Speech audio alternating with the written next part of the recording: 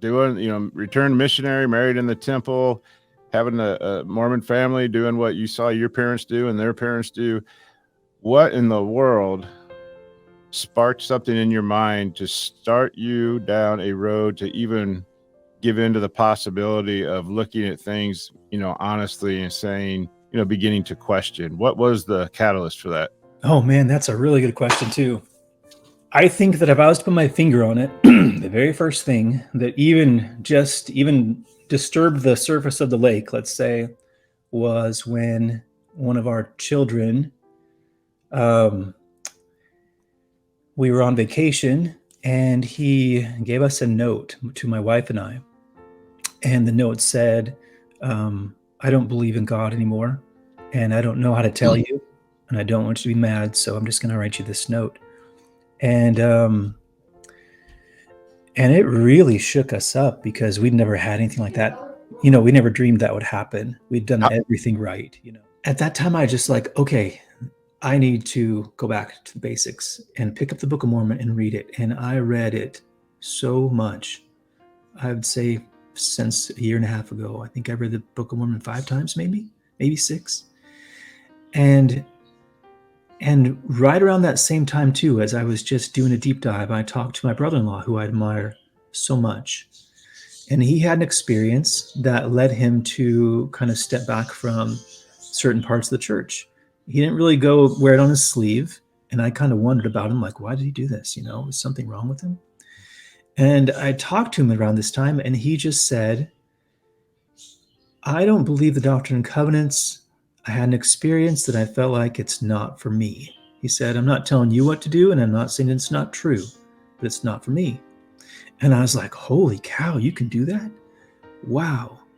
And then I started to see, as I read the Book of Mormon, I was like, yes, this doesn't make sense. First, starting with D&C 132. That's an obvious one. But the more I read, the more I started to notice other things. And I was like, wow. Well, that's good, because if they were in lockstep, that would mean the Book of Mormon would be in on it too.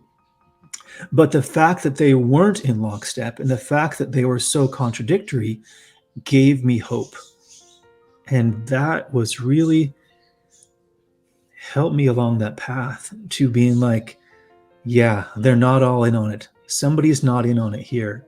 And the more I read, the more I realized, holy cow, where has this Book of Mormon been all my life?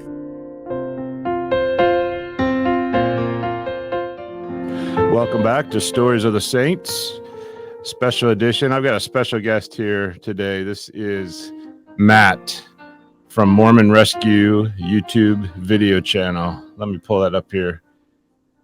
You can go to YouTube, type in Mormon Rescue, and you will find a screen like this. This is going to be really organic today. I talked to Matt for about 20 minutes on the phone a few weeks ago, and I purposely, when I found out he was willing to come on here, I said, I'm not going to ask you anything else about yourself, even though I'm dying to get to know you better. So that's going to happen in real time now. We're going to get to know each other, and this has not been rehearsed. Matt, tell the listeners where you're at right now. Where do you live? I live in Washington State, hence the apple video. We just finished up apple harvest here, and and it's getting cold. So we're a long ways away from Zion. Well, I've got a special place in my heart for Matt's because I've met you up in Washington. I have a friend, I call him a good friend, Matt Lorkey, from social media down in Oregon. And then I've just been getting emails from another LDS or kind of ex-LDS Matt this week that we've had great conversation. And I'm like, where have all these Matts coming from? They're like they've got Matts, you can't get rid of us. We're coming out. Yeah, the Mattites, the special order of Manites that are. Yeah. Well, Matt, before we get into your YouTube channel, just tell me a little bit of your background, how you were raised, what church you were raised in, and we'll go from there. Okay.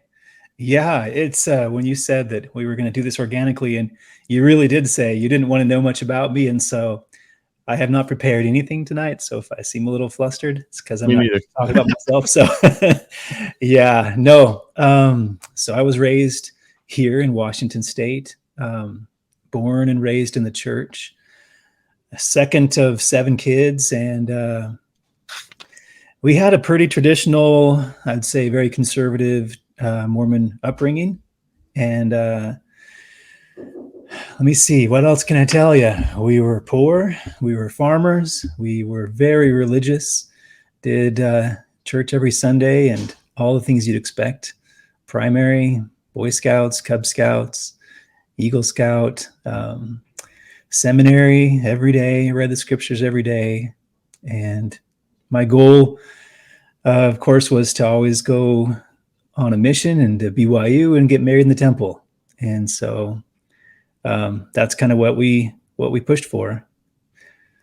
So much so that when I was in high school, I only ever applied to BYU because I knew that that's the only place I was going to go. All right. Luckily, it worked out. They didn't know the real me, and I got in. So, and So pretty typical Mormon family, active Mormon family upbringing. Were your parents also both raised in the church, or were either one of those converts? No, they were raised in the church. The most recent convert was my great grandfather on my dad's side. They were converted in England and moved over. But other than that, I got really interested in genealogy about 15 years ago now, and I spent about 10 years in it. And so much so that I worked the phones for the church. When people would call in on their genealogy hotline, I would answer their questions. And I wrote a program to keep track of all my genealogy. And I spent so many, I would say thousands of hours researching it.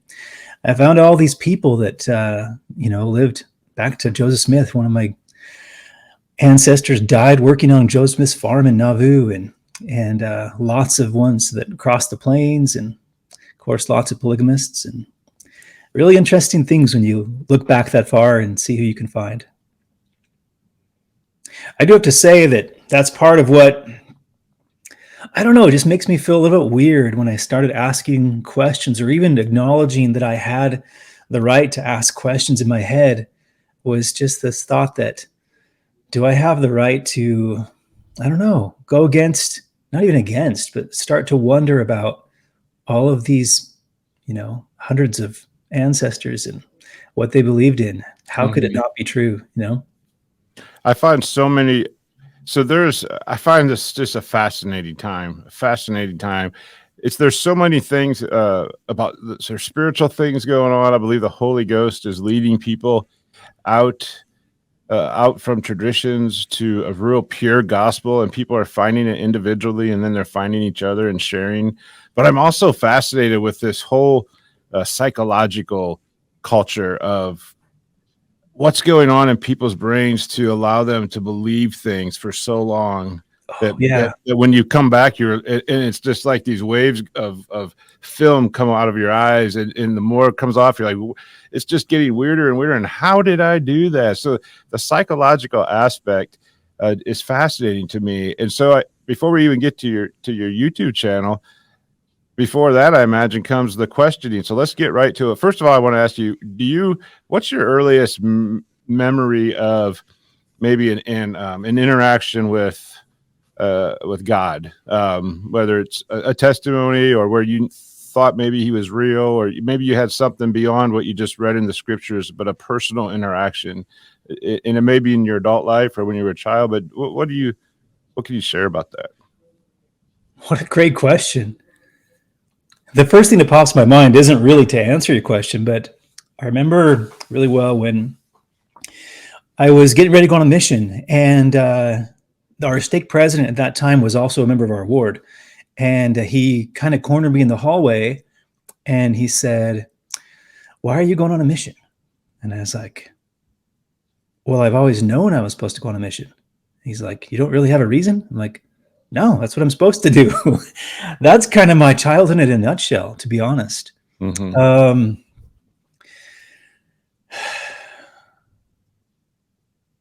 A time that I really felt something from God. This is kind of a strange thing that I've always felt. I kind of wonder about. And I'm going to be kind of vulnerable here.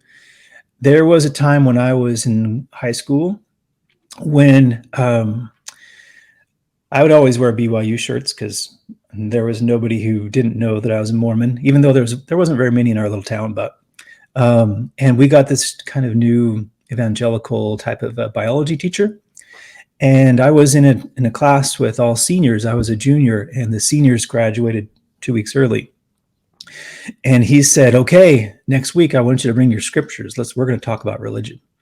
And boy, today he would get fired so quick for doing this, but I did. Wow. And I brought my scriptures, but he never had me open them up. He spent the next 2 weeks trying to teach me all kinds of, I guess I would call it now, anti-Mormon literature, right?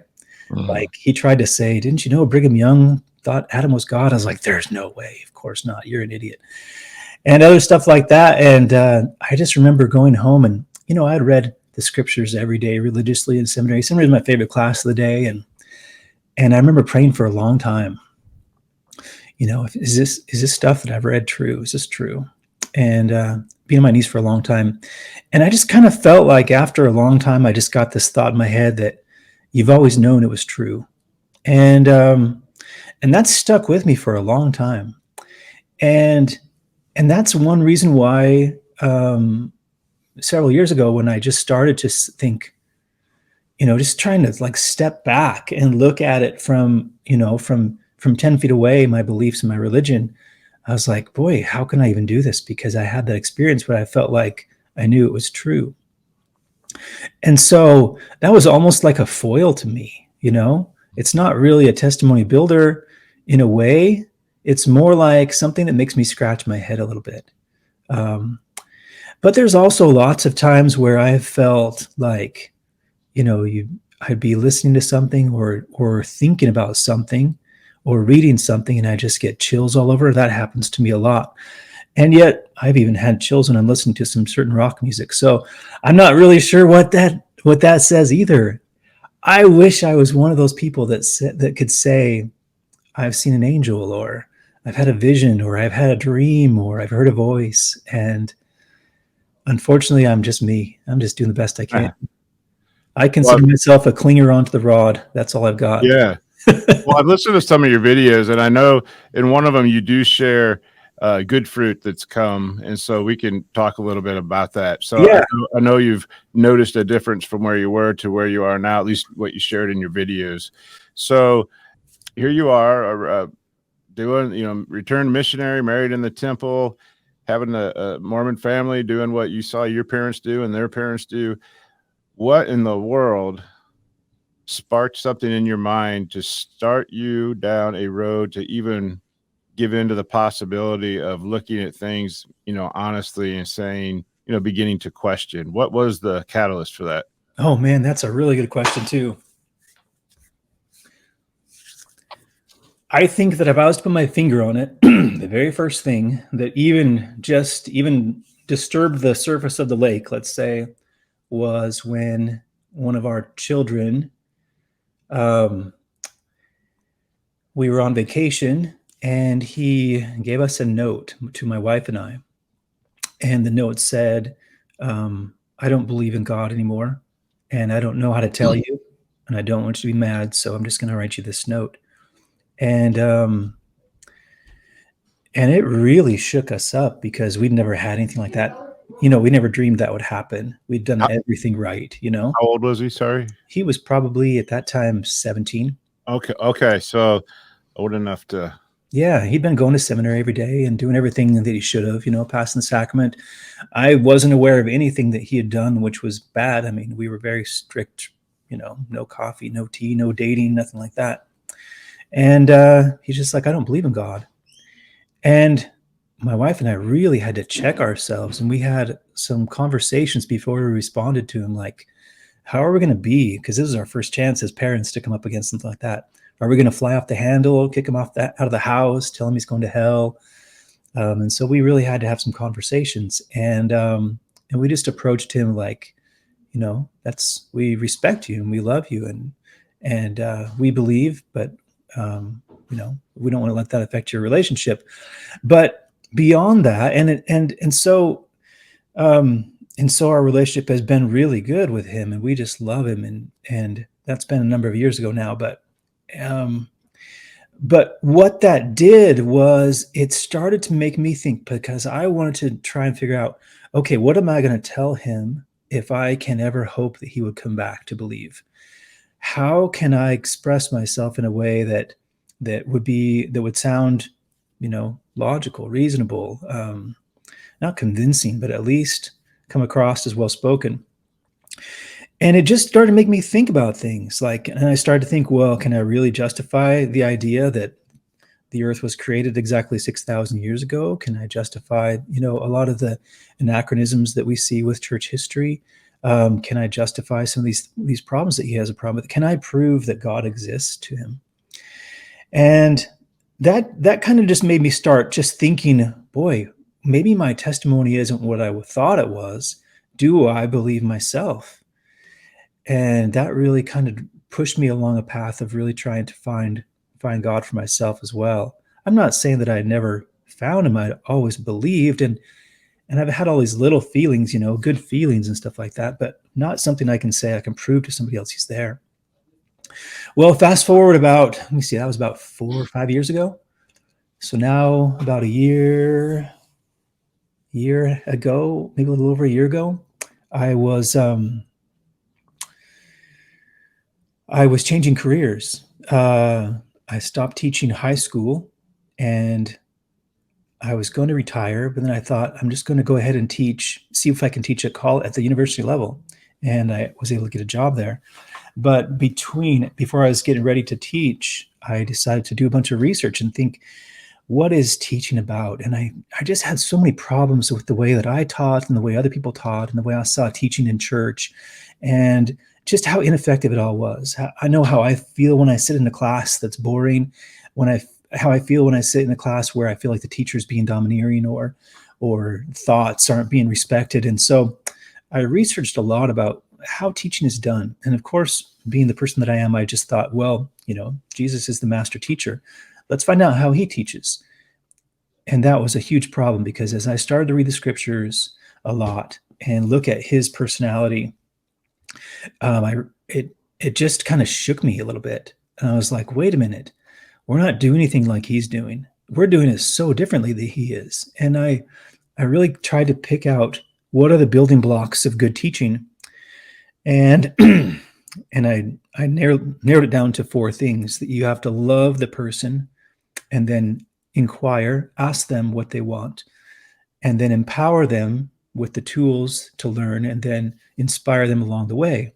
But the first thing was love. And I started to think about what is love. And I looked at, dictionaries and people's ideas and in the scriptures. And I started to come to the idea that love was what Jesus says, that it's loving someone is doing to them what you would want them to do to you. And as I looked at that idea more and more, I realized loving someone was treating them as equal as you.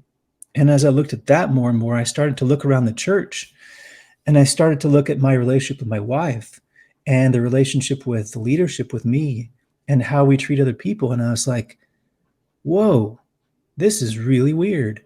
Why is nothing we do here based on what Jesus said? I can't think of a single relationship within the LDS church that is based on pure equality, not a single one. And that just really shook my heart. And I just started to feel so upset, how is no one seeing this? Am I the only person awake in this room? Why does not anybody see this? And a couple of months later, a dear family member of ours introduced us to Michelle Stone's new podcast. And she has a podcast about polygamy. And they'd expressed concerns to us before about polygamy. And I just told them, with all sincerity, oh, don't worry. Polygamy was just something Brigham Young did. It's never going to be, we're never going to do it again. That's just all false. Don't worry. But as I started to watch Michelle Stone's videos, and I felt really weird starting to watch her videos, I thought I was being a super apostate. I mean, no joke. I had nightmares about this. It was a huge shake in my conscience. Can I really watch this and feel the spirit? Can I look myself in the mirror? Can I go to church watching these videos? But as I started to watch what she was doing, and more importantly, reading the scriptures, I started to realize that what she's saying was true. And then that was huge. Then I realized how much had been hidden from me. And when I realized what had been hidden and what I had been taught to teach all my life as a teacher, as a missionary. I couldn't believe it.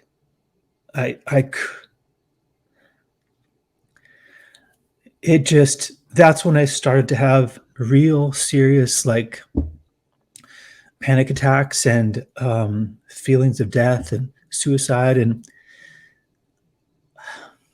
it was just a real shock to me to see, because once I realized what she was saying about polygamy, and then I started to research what the leader of the church had said, and then what they had been covered up, I started to see other things that had been covered up. And I started to look on LDS.org. I'd like type in something for like a subject, and I would see how they would only bring up the things that were faith affirming, and they would bury the things that weren't. And I was like, this can't be possible. There can't be this purposeful dishonesty in the church, in my church. Well, then I also found out about Rob Fotheringham's videos, because I don't know, I saw a link from Michelle's to Rob Fotheringham. And then I remember the very first one I watched.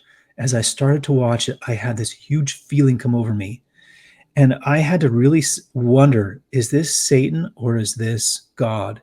Because I felt like when I started to watch his video that there was no turning back. And that I was doing something either really bad or really life-changing. And I couldn't watch that video for a few days. I would like start to watch it and then I couldn't watch it. And to this day, I just can't figure out what that feeling was. If it was my conditioning, if it was my guilt. I would say that I was a very scrupulous Mormon, super scrupulous. Like, I would not do anything wrong, like anything. I wouldn't drink caffeine. I wouldn't ever cuss. And so this was like a really big deal to me. And I watched his video, and then I got to see his video with hemlock knots.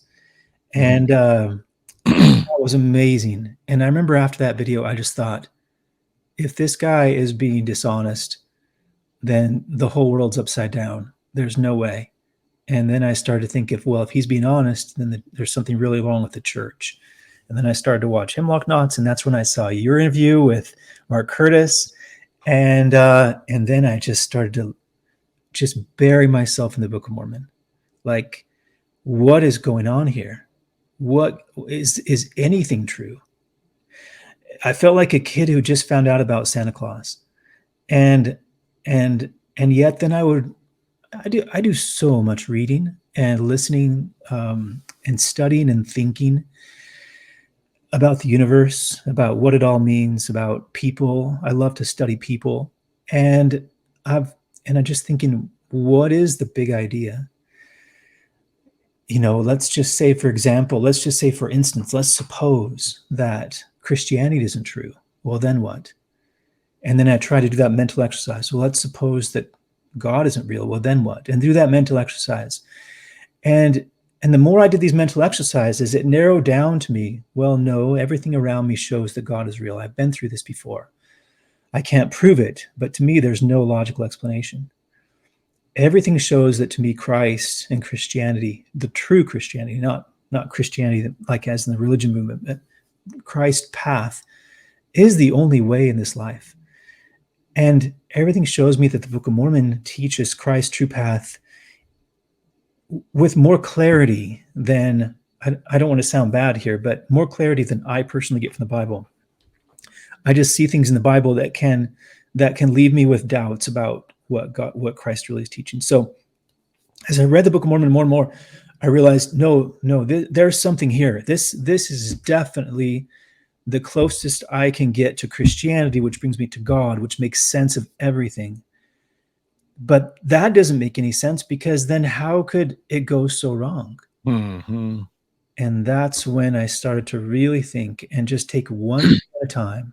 And after a year and a half, I found your guys' channel and I started listening, and I just started to realize you were here like years ago, or at least a year or two ago, at this stage of trying to find out where we went off the rails. Mostly just the last year. Yeah. Yeah, that's amazing. And you said earlier, like, how is it possible that people so far away from each other, what are we, like 5 or 6 states away, can be coming to the same realization at the same point in time. That's really cool. I love it. So that's one. Since we haven't talked, and I don't know how much you know about our LDS background, and so how our journeys may be the same or different, or what we've grown up with. Some of the blinders we probably share, and then there's probably some other things that are quite different. Yeah. But Rob Fotheringham and Hemlock Knots was one of the first videos I watched, and when I watched the one, I think about people that were appearing in the temple, Elijah. Yes. That one was an eye opener to me. That's when you started down this path? Well, no.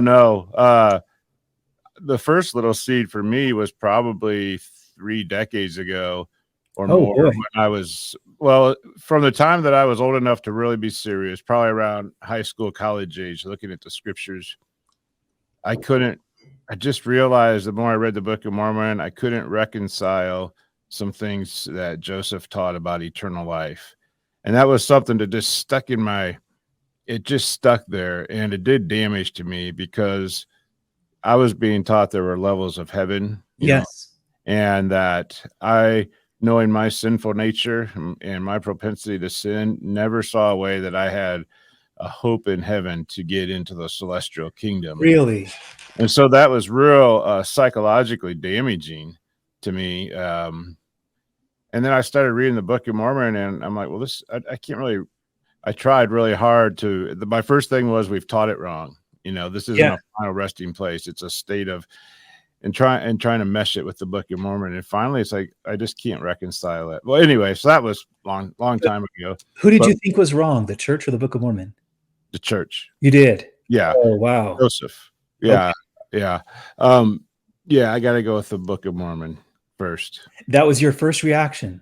Man, you're good. Well, that was just a seed that's always been, and I had reaffirming things along the way. So that was just one area, but it was New Year's Eve. I was playing some games with one of our best friends, and we had a common family that were both of our friends.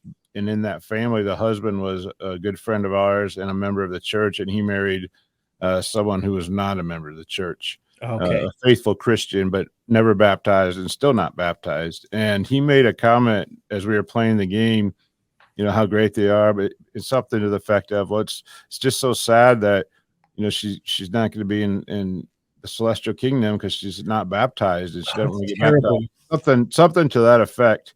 It's just, it's just sad that she won't repent and just, don't be stubborn and come into the gate so she could be in the kingdom. And I said, I can't believe you think that. There's got to be a way around it. And I saw this anger well up, and he was like, well, if that's not true, then my dad was wrong and his religion was wrong. And there's no reason for us to be doing anything if there's no authority, and we can't baptize, and that doesn't mean something. So, and that was the last time we ever fellowshiped. There was such a wall that went down, and all of a sudden this mentor and this older priesthood man that I had leaned to and come to, I just stepped away, and I thought, I think what you said about the love was the first thing. I thought, you did not just describe a God of love to me. Yeah.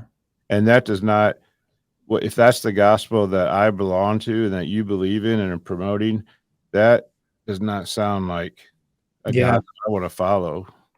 Oh man, that's so true. And that was the most recent thing. And then it was kind of one little thing after another. But Rob Fotheringham's was probably the first video. So yeah, back to you. So what I heard you say was, you're a thinker. So, and I don't mean to be negative to people that so you're hardwired in a way, maybe that, in your spiritual DNA, you have an advantage, but when you logically go through these experiments in your mind, then things don't add up. And have you found that, like, when I come up to people that are opposing what we're doing, or why are you rocking the boat or whatever, it's emotional answers, but they won't discuss the scriptures, very few, and I invite them to do that. And it's just like, I know Joseph's a prophet, and mic drop and walk away. And there's this emotional response. That is so true. You described yourself as a thinker. And I really wanted to go circle back. The first thing you said was about teaching. And the first thing is, you have to love them. Yeah. And I just saw Jesus. Wow. How did that revelation come? I would not have been expecting that. Yeah. That's really neat. Oh, yeah. I wish I could, I don't know, take some kind of credit for it, but Right. But that's not what I would expect. If you're searching out, how to be an effective teacher, you have to love them, number one. yeah. Yeah. It dealing with teenagers for who knows how many years now. It's teaching them, you see the bad, you do, and you, but you also really see the good. You just, one thing I love about teenagers is they just wear themselves on their sleeves. There isn't the artifice that adults have, and it's so easy to see when a kid is struggling, and you realize if they're having a bad day, if they're treating you badly as a teacher, it's not you, it's them, and they've got something going on that's bigger. And as I've really tried to feel that over the years, then I kind of have seen how some of my, I don't want to say colleagues, I don't know how to say this in a respectful way, but I see other people who are in the education system sometimes really talk down to them, and oh, I mean, I'll just use for example during the COVID thing. The COVID was a really big deal in education, and one thing that was done during COVID was a student would come and he would say, I don't want to get vaccinated. I don't want to wear a mask. And the immediate feedback from the education, from us, the teachers, the administration, would be like, you don't know what's best for you. We do. And we just know so much more than you do. You don't understand. And that kind of mentality it permeates not just COVID, but every part of education. Same way we treat the parents. A lot of times we treat parents, when parents aren't there and it's just teachers and administrators. I've heard this so many times where administrator will be like, oh, the parents, they just don't know what's best for their kids. Or we just need to, get them away from their parents so we can teach them correctly. And it just really gives me a gut check because I'm a parent of 6 kids, and I just can't imagine someone in some back room saying that about me and my kids. Like, we got to get those kids away from their parents because they don't know anything. And as I think about that, I start to think, well, who does know what's best for themselves, and who has the ultimate say? And then when you go down that rabbit hole far enough, you realize, who am I to say that I know better than you? And who am I to say that I'm better than you? And even these teenagers, I'm, who knows how old I am, but I look at them sometimes and I think, man, you are so much better in this way than I am, or you know much more about this thing than I have not yet learned. And I just start to admire them and respect them. And I think, if that's the way we could all treat each other, like each of us has something unique to share and to give, and that even if we don't agree, it doesn't mean that we're wrong or that we're right. And starting there, then we can try together to try and find out what's right. Oh, what a powerful thing that would be. What a great world that would be. And boy, I don't know, I'm kind of going off on a tangent here, but then fast forward about 6 months after I started down this road, and I got to the word iniquity in the Book of Mormon, and I really wanted to understand sin. At this point, I was like, okay, I know that polygamy is wrong. I know that racism is wrong and some other things. And I don't think the way people are teaching is right. But I want to know what sin is. What's keeping me? What do I have to change? That was a huge thing. What am I supposed to repent of? I mean, you look at the word repent in the Book of Mormon, it's probably in there like 1,000 times, right? But it's not very specific on what you're supposed to repent of. And then I was like, okay, well, we can talk all day about repentance, but if I don't know what to fix, it's like me handing somebody back an essay and saying, fix this. But if I don't tell them what, then what are they going to fix? And then so I started looking at these words, iniquity and transgression. And that's when I did this deep dive into what the word iniquity really meant. And when I realized that it means unevenness, an unbalanced relationship, or a way of viewing other people, that just blew my mind. That was it. It was over. It was over for me. The church was over that day. Wow. Makes me feel emotional. Yeah. Well, I wonder, it also, as you're you're bringing up this idea of, the teachers knowing better than the parents for the child, and there's like a parallel there with the church, isn't it? The way the leaders know better than, trust us, and we know better than you. And Yeah. yeah. That's so true. So an unbalance is what really hit you. Yeah. Imagine everything you saw in the church all of a sudden was just whoa. Clarified. Yep. And what God was saying clarified. And then that clarified to me what Jesus's role really was and what the kingdom of heaven will really be like. And then from that moment on, I was like, well, this is how to go to heaven, but this is also what heaven's going to be. Because I don't know what it's I don't know a whole lot about the Reformed Church. I have to say that before this last year, I hardly even knew you guys existed. I really didn't know.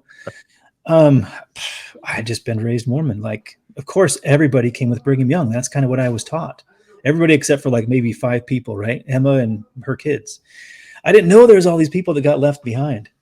But anyways, and so all that I'd been taught my entire life, the temple, priesthood, everything was exaltation, was degrees, was levels. Even within our home, I mean, we were definitely taught that the man was supposed to preside in the home, and it's always really been hard for me to wrap my head around. And my wife, when we got married, she shared with me her patriarchal blessing that said that she was supposed to find or marry a man who would magnify his priesthood. And I was just like, that's so weird. I don't even know what that means. I don't want to be someone who's like lording it over you and stuff like that. And I don't want to be the person that has to call family home evening or call family prayer. We should all do that. It should be something that should be born out of each one of us. And so that's always been a struggle for me in the church, but it's been something that I felt like I wasn't living up to what I was supposed to. It wasn't that I thought there's something wrong here. And so just being in my whole world view was levels, tiers, and ranks. And so this was like, it just pulled out the foundation of my worldview. Mm-hmm. And it all made sense finally. It all made sense. So you, as you are going through this, the psychological ramifications, from what from talking to LDS people, knowing the not shunning so much, but just the complete look of failure, like knowing you're going to be looked at as a failure from the people that love you the most, or a sad case, or a lost little puppy, broken. And then starting with your wife, what were you thinking, or were you holding these things inside, or were you sharing them with her as you go, little by little, or where was that all at? I am so grateful. I just have to say, I'm aware of other people that have gone through this and it's broken up their marriage. And I just have to say that my heart just breaks over that. Let me see if I can explain this in a way that would be, I don't know, let's try and vanilla as possible. So my wife was the one who first introduced me to the polygamy thing, but she agreed with the family member who showed it to us that if I wrapped my head around it, I would go off the rails faster than my wife. And that was exactly true. Once I started to go down this path and things clicked and made sense, and because I think about things 24/7, it wasn't very long before I was like, Houston, we've got a problem. This is really serious. And it was hard for her, and it was hard for us. It really was.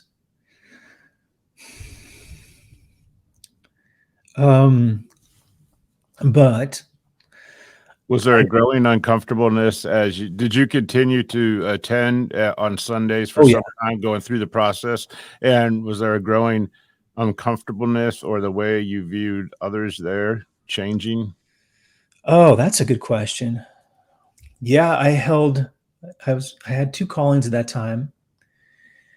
And I continued to hold those callings. We sat in our pew, we dressed up in our Sunday best. Every Sunday we talk the talk. And one of my calling was a teacher of adults. And I kept teaching and didn't bring my thoughts or ideas into it, walk the line. But I kind of felt like a prostitute in a way, that I knew that what I was doing wasn't morally right. But what could I do? Because I didn't want to rock the boat. And we would have conversations, but those would sometimes really end in frustration within our family. And so we came to the point where we just didn't talk about it at all. We just made a rule we weren't going to talk about religion. And that's kind of when I started making my channel. That was my outlet because I didn't have anybody to talk to. And yet I had all these ideas swimming around in my head, and I had to say something or else I was going to go crazy. Because all of our family are just, And you mentioned something at first. Well, I just gathered from some comments, or you had your videos up at one time and then you took them down. Yeah. You put them. Walk me through that real quick. What Oh was my that? goodness. So I started making the videos, I'm going to say a year ago. It was in November, I believe. And I didn't think, I haven't really never done this before. I'm just so, and I just threw something up on YouTube, and, I got like, I don't know, 10 views in the first month or something like that. And I was like, that's perfect. It's my chance to just get something out there, and no one's ever going to see this. Yeah. That's exactly what I said. And a couple months later, I think it was probably around February or something, I got a call from somebody I knew who lived in another state. And they said, "Is this you?"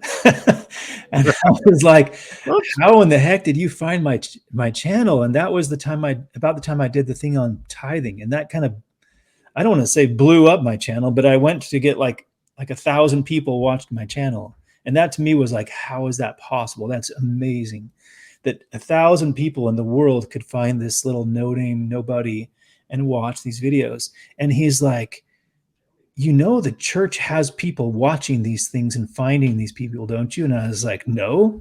And he's like, don't you know about the, what do you call it? Strengthening the Church Committee or something like that? Apparently they have like the Pinkerton Society, FBI, Church Committee, the FBI for the church. And I was like, no, they'll never find this.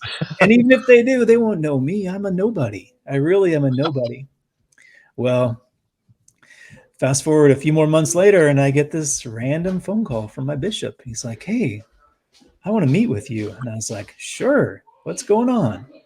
And so he calls me in. He's just like, "Is everything okay?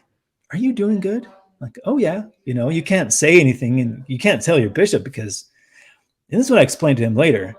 Oh yeah, my stake president, when I met with him the one time, he's just like, "Why didn't you come to us with your concerns?" And I was like, "What are you going to say? If you agree with my concerns, you lose your job, and you're never going to do that. So the only thing you're ever going to do is toe the party line," which is exactly what he did. And so it's just kind of silly. He's in an impossible spot. He's like the prostitute too, because if he goes by his morals, he loses everything. He loses his rank. He loses his position. And so he has to continue on doing what he's doing, and he can't question, he can't think, he can't acknowledge. Even for me, not being a stake president, to question and think and acknowledge was severe. It was like I was putting everything on the line: family, church, everybody that I know. And I don't know what the RLDS church is like, but the LDS church is very much, it creates a bubble. They have always encouraged us to stay within the bubble. Like, you have your home teaching families, and the families who home teach you. You have activities on Wednesdays and Sundays, and you're encouraged to not talk to people who aren't believers. I mean, we just heard that in conference. And so it's very much, you create a bubble around yourself of just other Mormons. Well, the problem is once you have questions, if you raise your hand, you start to get ostracized. If you leave, you have nobody. Like your entire life is cut off, family, friends, community, everything. And it's like you have to start over. It's like you moved to a different country and you just showed up one day. And so it was hard to go down that path. But sorry, I'm kind of blabbing. And I Well, apologize. where did that meeting with your bishop? So he asked you if everything's all right. Did he bring up the videos? No, he didn't. And I didn't know where this was going. And I was like, oh, interesting. 1,200 viewers say I know, there's no otherwise. way. Yeah. And so, and then he met with me again. And then he's like, I'm just concerned about you. I know I heard something or something like that. And I just concerned about you. And if you have any questions. And I was just like, I don't, what can I ask my bishop? What would he know? What would he say? Mm-hmm. I was just put myself in his shoes. And I was like, if I was a bishop, what would I say? Well, he can't. The only thing he can do, the only card that he has in his hand is condemnation and judgment. He doesn't have anything else in his hand. And so I wasn't really open with him. And then finally he called me again. He called me into his office and he said, I've been told that you have these videos up and I'm supposed to talk to you, blah, blah, blah. You have to take them down. And that was a shocker.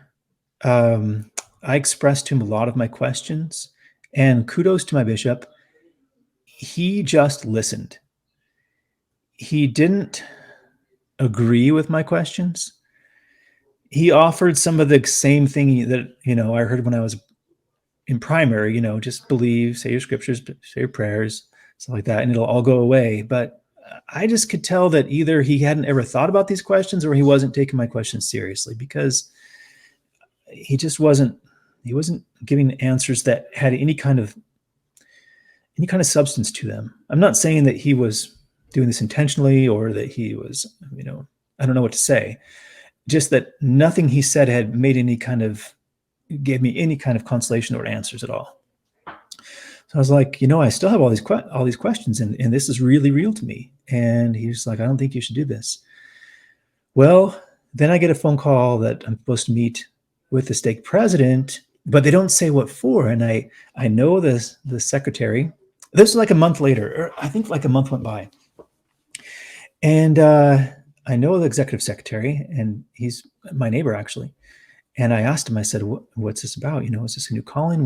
What's going on? And he's like, well, we don't know. Just show up. It'll be fine. Just show up. And I show up, and sure enough, it's my bishop and the stake president there.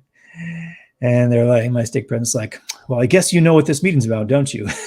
I'm like, okay, now I do. I guess you could have said something, so I could have prepared beforehand. I could have come with some really thoughtful things to talk about. And it was embarrassing. It was embarrassing. I felt so bad for them. Just for them. I just feel bad in their shoes. I've been there before. Mm-hmm. But I haven't been there with an apostate, but I've been there in their shoes, looking across the table and having to interview somebody and feeling the weight of the church on your shoulders. And I just felt bad for them, but also they didn't handle it well. I shouldn't say my bishop. My stake president did not handle it well. And it was predictable, and it was sad, and it was just being a bully. That's all it was. And at the end of the however many hours we were there, he just said, you take these videos down, or you're going to lose your membership in the church. Not your wife or your family, but you're not going to be with them forever. That, I don't know if he said those exact words, but that was what he was trying to convey, that your membership in the church is over and you're not going to be with your family. I just got to pause there for people that didn't grow up LDS, that are our listeners, and those that have gone through this and are hurting. The psychological abuse of that is, you're taking away what I would imagine is the most hopeful thing that, for together in eternity forever. Of course, if you're moving away from some of those beliefs, but that just to have that said to you, what was your foundation at this time? And did you ever have a moment of doubt, or like, what have I done? What if I'm wrong? Oh, or yeah, or had to? Okay, I didn't know. definitely. Hmm. Yeah, I didn't know because I knew things were wrong. There was definitely things wrong with the church, but I didn't know what else there was. I really couldn't wrap my head around, if this isn't God's church, then he must be crazy, because where else is there? And so there's something wrong with me, but there's also something wrong with the church. And I just could not wrap my head around it. My mind was just doing constant loops. Something's Right. wrong everywhere I look, and it doesn't make any sense. Am I wrong? And there was so many times I'm just like, I really felt like I was on the Truman Show. Like, wait a minute, that doesn't make any sense. But if that doesn't make any sense, it's all gonna be wrong, and that doesn't make sense. And so maybe it's just all in my head, and maybe I'm crazy. It was weird. It was weird. But the bigger thing was that um, we weren't necessarily on the same page as a family. And so that was a big stress, was what's going to happen. Um, it's like Adam getting kicked out of the Garden of Eden, or Eve and Adam staying there, you know? And so we talked a lot. And even though I could tell what had gone on was really wrong, that what was being said and done was done in a way that was, I would say, the exact opposite of Christ-like. I It just left me with self-doubt. And so at that point I just didn't want to fight, and I took down my channel. And Okay, so you chose to take them up on that, took it down so that you could remain in the church at that time. Was that the deal? I would say more so I could remain in my family. Okay. Yeah. We continued to go to church and stuff. I think at that time they had released me from one of my callings. And I took them down. Things were fine. But I continued to just, we'd go to church and I'd be like, honey, look at that, what we just sang right there. Hmm. All is well in Zion. Look at the scripture in Nephi. Or look at this other thing that they just taught us. Do you really believe that? And we just had these conversations. And the more we talked and the more we worked through it, the more we became kind of on the same page. Well, to the point where I just said, I'll give it a month. And if either, oh, let me see. They said, they told me to go and make sure that I fasted and watched conference.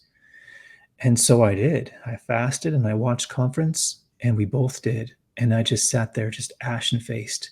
And I was like, I thought to myself, and I think I told my wife this too, if the brethren address some of these issues, if they at least address some of the issues, or at least acknowledge that there's these elephants in the room, then I'll think maybe the church is heading in the right direction. At least we are being honest with ourselves, right?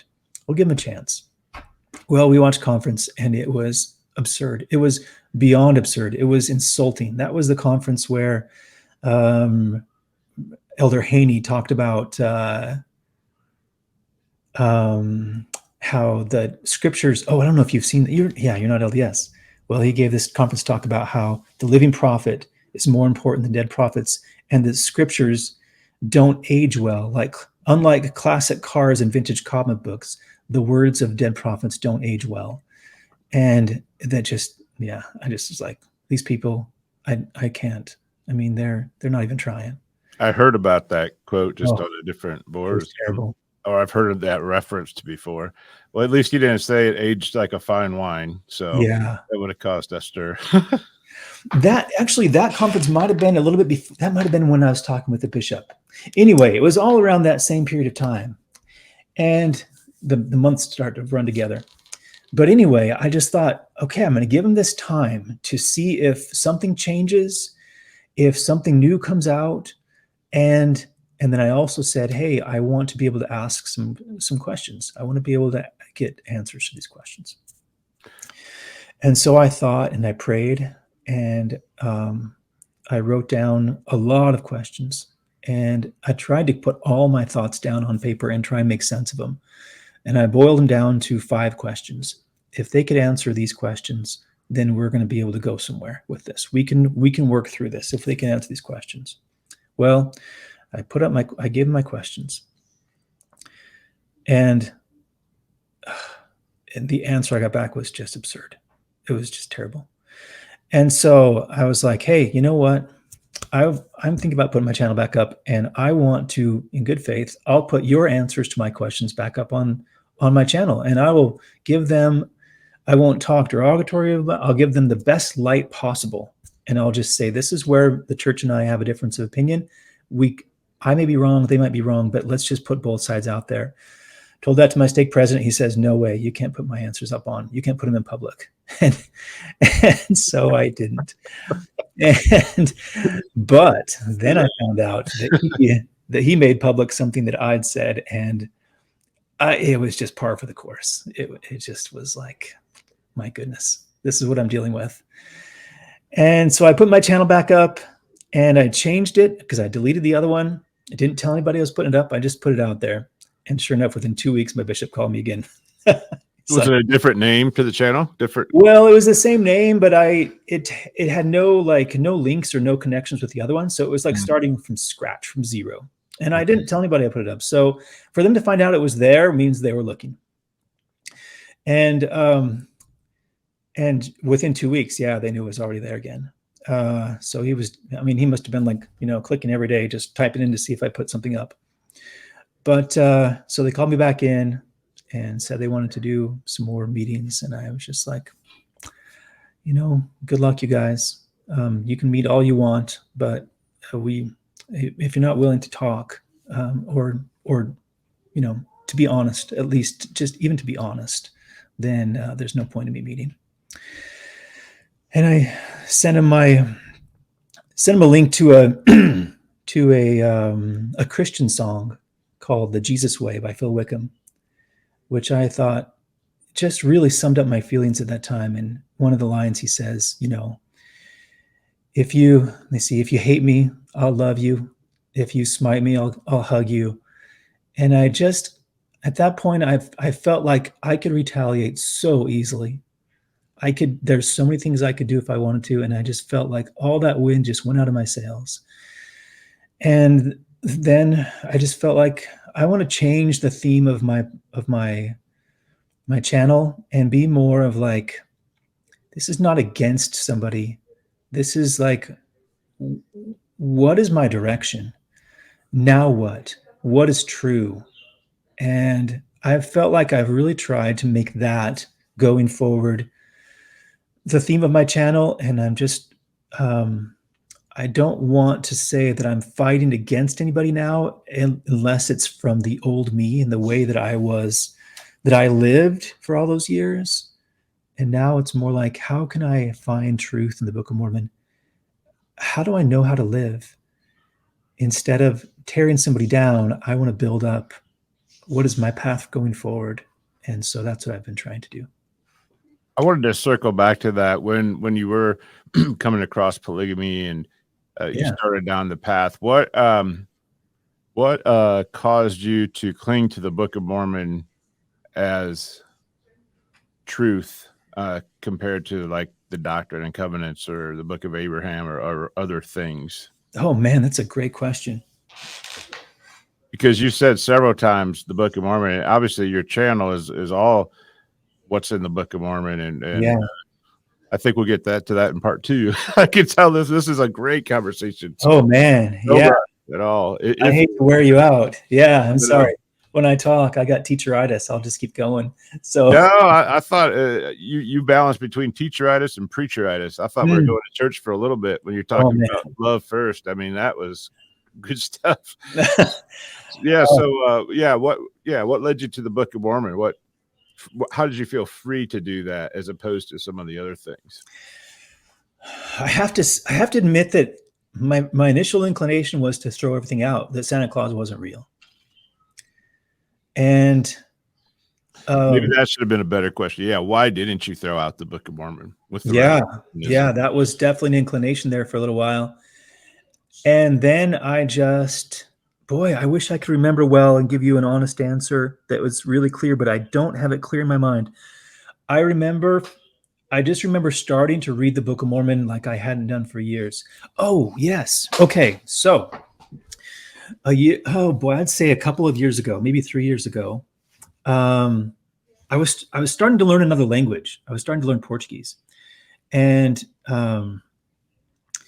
just from scratch, just on my own. And one of the things I would do was I wanted to listen to it a lot. And one of the highest quality Portuguese translations there are in the world are the LDS conferences, because they spend so much money and time getting them just right. And so I use those to learn Portuguese. And that became my scripture study every day. And so I stopped reading the scriptures, like all the scriptures, several years ago. Wow. Cold turkey, because I just was like, well, our church teaches that the conference is scripture. And so I'm like, I know I want to do scriptures every day, like I'm always done. And I'm just going to do that by listening to conference talks in Portuguese. And so I'd gotten away from reading the scriptures, and I hadn't, and so at that time I just like, okay, I need to go back to the basics and pick up the Book of Mormon and read it. And I read it so much.